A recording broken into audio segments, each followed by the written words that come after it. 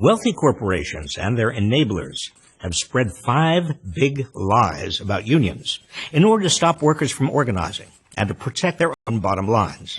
Know the truth. Lie number 1, labor unions are bad for workers. Wrong.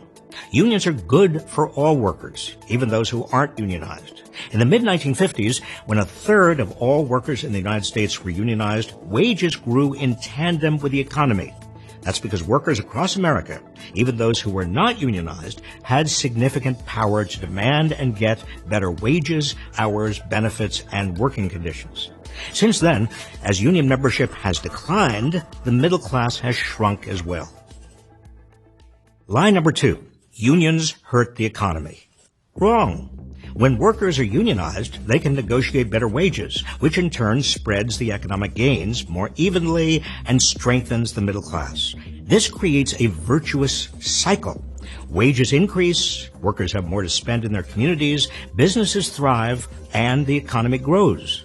Since the 1970s, the decline in unionization accounts for 1/3 of the increase in income inequality. Without unions, wealth becomes concentrated at the top, and the gains don't trickle down to workers. Lie number 3, labor unions are as powerful as big business. Wrong. Labor union membership in 2018 accounted for 10.5% of the American workforce, while large corporations account for almost 3/4 of the entire American economy. And when it comes to political power, it's big business and small labor. In the 2018 midterms, labor unions contributed less than $70 million to parties and candidates, while big corporations and their political action committees contributed $1.6 billion. This enormous gulf between business and labor is a huge problem. It explains why most economic gains have been going to executives and shareholders rather than workers. But this doesn't have to be the case. Lie number 4.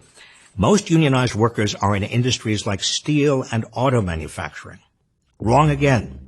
Although industrial unions are still vitally important to workers, the largest part of the unionized workforce is workers in the professional and service sectors, retail, restaurant, hotel, hospital, teachers, which comprise 59% of all workers represented by a union.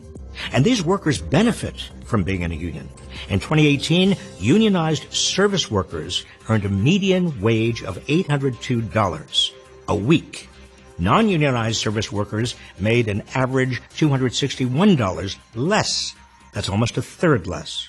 Lie number 5. Most unionized workers are white, male, and middle-aged. Some unionized workers are, of course, but most newly unionized workers are not. They're women. They're young, and a growing portion are black and brown.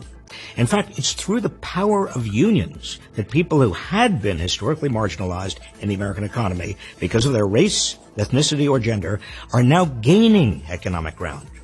In 2018, women who were in unions earned 21% more than non-unionized women.